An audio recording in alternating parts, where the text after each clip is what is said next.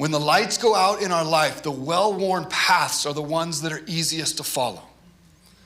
And when the lights go out and we have nothing else, the habits and the things that we steward and the places where we craft within our spirituality, certain poles that we will always be anchored to, those are the ones that we can follow, those paths that we have walked over and over and over again. And when I was in a place stumbling through the darkness, when I was, and still am to some degree, on those places of just like, God, I don't know what's going on, I don't know what to do, I don't know how, it wasn't because I didn't make it through the last year and whatever, and I'm not making it through. Because I had really great quiet time, intimacy time, reading the word time every single day. Because I'm like, no, I'm going to do this every single day. It was actually the absence of that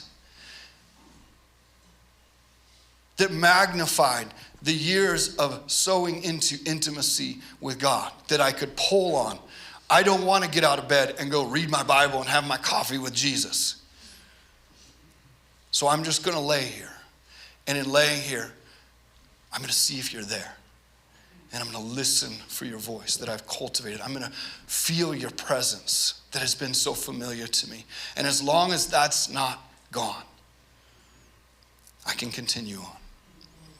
And I can walk through these dark times because this path to your heart, this path to your throne, this path to my Father who speaks identity over me is so well worn that even when I'm stumbling, I can find it. So I would say yes with all of my heart. This is working.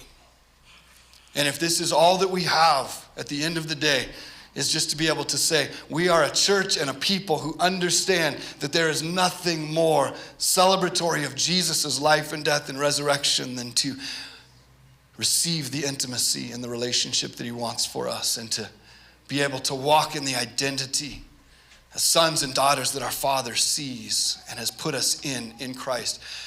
So yeah, it's working. It's not perfect. It's not a silver bullet, but it is the reality of so many of your stories and so many of your lives in this place, because I believe that you could say the same thing that I say, that many of you have walked through even much more difficult things, and you have found that this connection with the intimacy of God, with God that you've cultivated, has pulled you through the most difficult of times, or is pulling you through the most difficult of times. Nothing has helped me more than just knowing who I belong to, who I am, and what I'm doing in this life, and what I carry. And I want that to be a heart. As I'm standing here, it's a similar testimony to so many of you. Intimacy, identity, and inheritance, and the time that we spend on it is well worth it. So today, as we do every year, today is simply a chance for us to pause and to have a reminder of the importance of this in our lives.